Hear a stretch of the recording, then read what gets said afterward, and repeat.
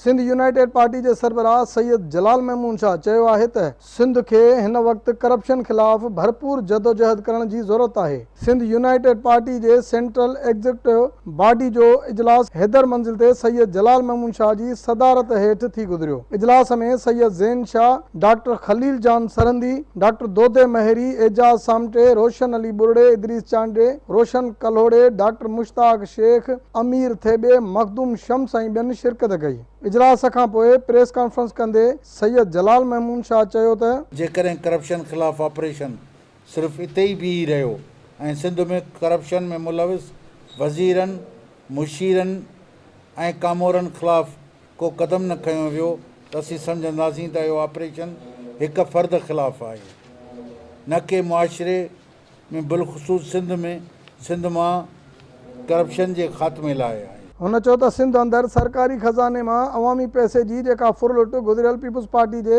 10 सालनि वारे हुकूमती दौर में थी आहे, अहिड़ी कॾहिं बि न थी आहे। सिंध अंदर सरकारी खज़ाने मां अवामी पैसे जी जेका फुरलुट पीपुल्स पार्टी जे 10 सालनि वारे दौरे हुकूमत में थी आहे, अहिड़ी कॾहिं बि न थी आहे। फाइनेंस मिनिस्ट्रीअ में करप्शन करे आसिफ अली ज़रदारीअ ताईं हिसो पहुचाईंदड़ शख़्स हींअर वज़ीर आला थी वेठो आहे ऐं संदसि अचण बाद सिंध में सरकारी खज़ाने जी लुटमार अॻे खां बगिरी आहे। हुन चयो त करप्शन ख़िलाफ़ सिंध अंदर सख़्तगीर ऑपरेशन कयो वञे। करप्शन ख़िलाफ़ सिंध अंदर सख़्तगीर ऑपरेशन कयो वञे ऐं मथे ज़िक्र कयल इन्हनि सभिनी मुलविस किरदारनि खे कैफ़रे किरदार ते पहुचायो वञे। इन लाइ असीं सिंध जी अवाम खे मुतहरिक करे हिकु अवामी तहरीक हलाइण जे लाइ राह रहनुमार करे रहिया आहियूं।